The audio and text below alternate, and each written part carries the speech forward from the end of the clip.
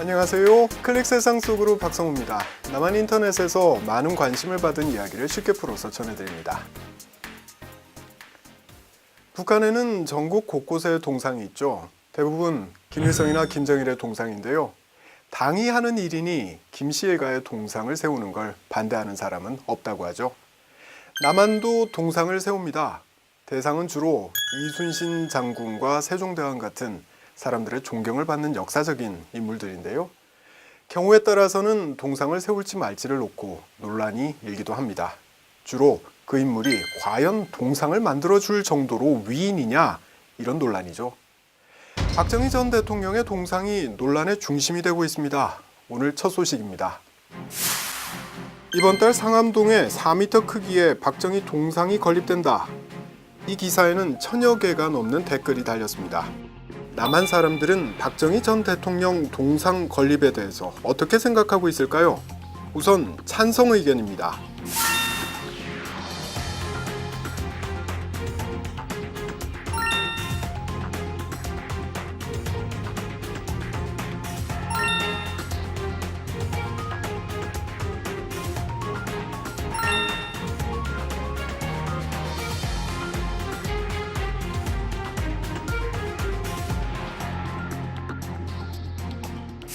찬성 의견의 대다수는 박 전 대통령이 남한의 경제 발전에 기여한 공이 있기에 동상을 세우는데 무리가 없다는 내용입니다. 그런데 반대 여론 역시 만만치 않습니다.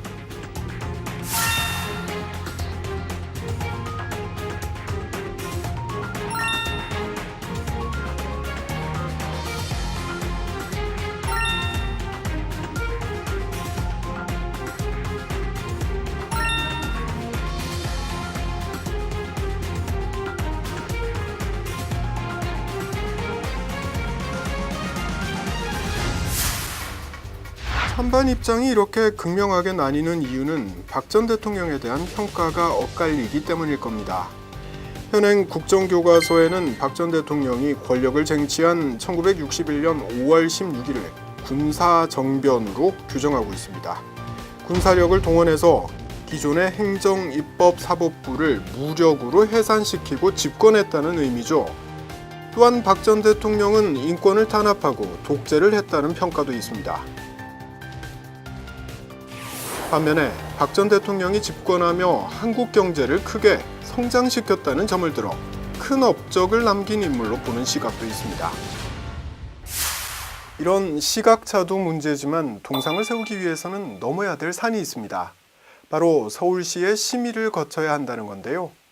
재단이 동상을 세우겠다고 밝힌 박정희 대통령 기념도서관은 서울시의 땅을 무상으로 빌려서 쓰고 있습니다. 그러니까 서울시 땅에 조형물을 세우려면 장소와 역사적인 상징성은 물론이고 조형성까지 고려한 심의 결과를 따라야 한다는 거죠. 때문에 서울시는 재단 측에 필요한 절차를 밟을 것을 요구했지만 재단 측은 2016년에도 광화문 광장에 박정희 동상을 세우려던 시도가 무산된 만큼 이번엔 행정소송을 제기해서라도 동상을 설치하겠다는 입장을 고수했습니다. 양측의 입장이 맞서는 가운데 이를 지켜보는 서울 시민들의 우려는 더욱 커졌습니다.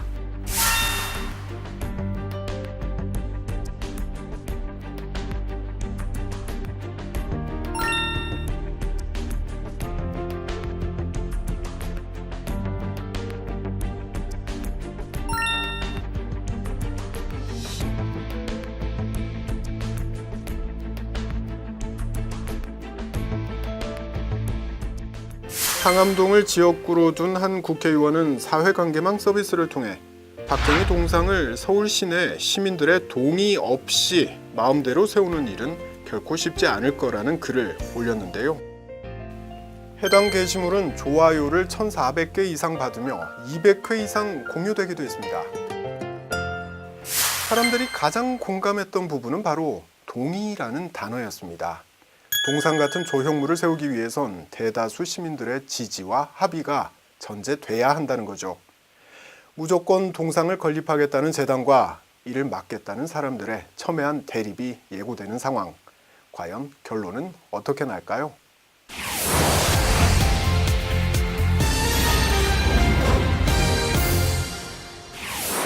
남한 사람들과 어디든지 함께 가는 게 있습니다. 바로 스마트폰인데요. 요즘 스마트폰에는 음성인식과 인공지능이 합쳐진 기술이 탑재되어 있습니다. 자, 이게 도대체 무슨 말인가 의아해 하시는 분들도 계실 텐데요. 제가 직접 보여드리겠습니다. 쉬리야, 안녕. 반갑습니다. 지금 서울의 온도가 몇 도지? 서울특별시는 꽤 추워요. 섭씨 10도입니다. 네, 꽤 똑똑하죠? 이렇게 날씨는 물론이고요. 일상적인 대화도 가능한데요. 쉬리야, 사랑해. 우리 아직 서로에 대해 모르는 것이 너무 많지 않나요? 별소리를 다 하죠. 자, 뿐만 아니라 노래를 들려줘 이렇게 말하면 손 하나 까딱 안 하고도 노래를 들을 수도 있습니다. 영화 속에서나 나오는 일들이 현실로 이루어지는 인공지능의 현주소, 짧고 굵게 짚어봅니다. 4차 산업혁명 시대를 앞두고 인공지능이 거침없이 부상하고 있습니다.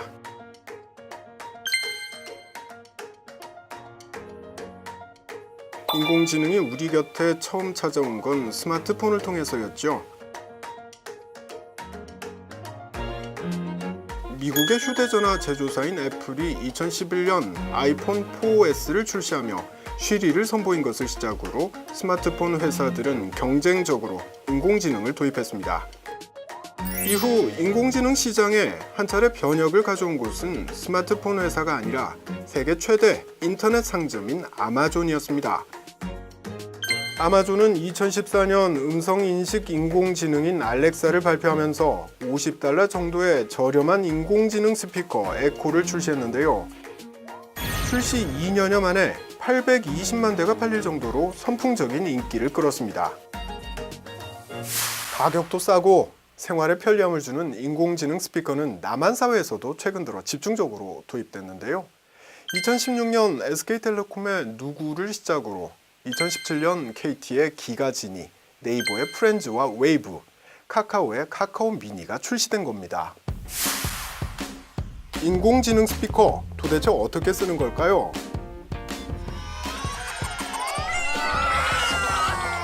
아리야! 자장가 틀어줘. 브람스 자장가 틀어드릴게요.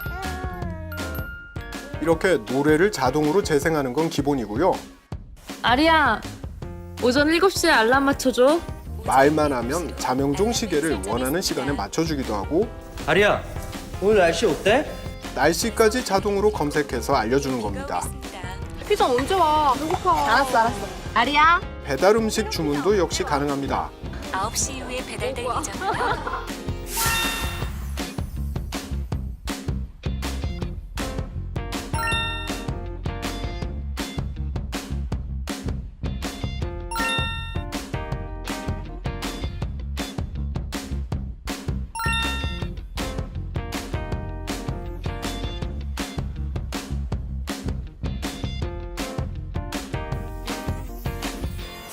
인공지능 스피커가 기능을 잘 하려면 두 가지 요소가 필수적입니다. 먼저 사람의 말을 잘 알아들어야 하고요. 이해한 말을 기반으로 해서 다양한 작업을 해내야 합니다. 그리고 이 두 가지를 잘 하려면 방대한 양의 정보가 필요합니다. 예를 들어 슬픈 노래를 틀어달라고 하면 일단 스피커가 이를 알아듣고 판단을 해야 합니다.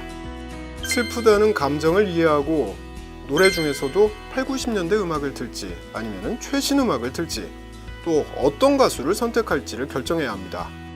곡에 대한 정보가 많을수록 인공지능 스피커가 사람이 원하는 노래를 잘 골라서 들려줄 수 있는 거죠.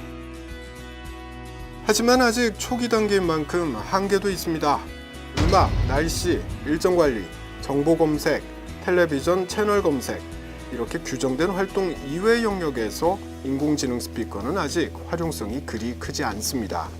또 부정확한 발음은 잘 알아듣지 못하는 등 말을 인식하는 수준은 과거보다는 좀 나아졌지만 아직 갈 길이 먼 것도 현실입니다.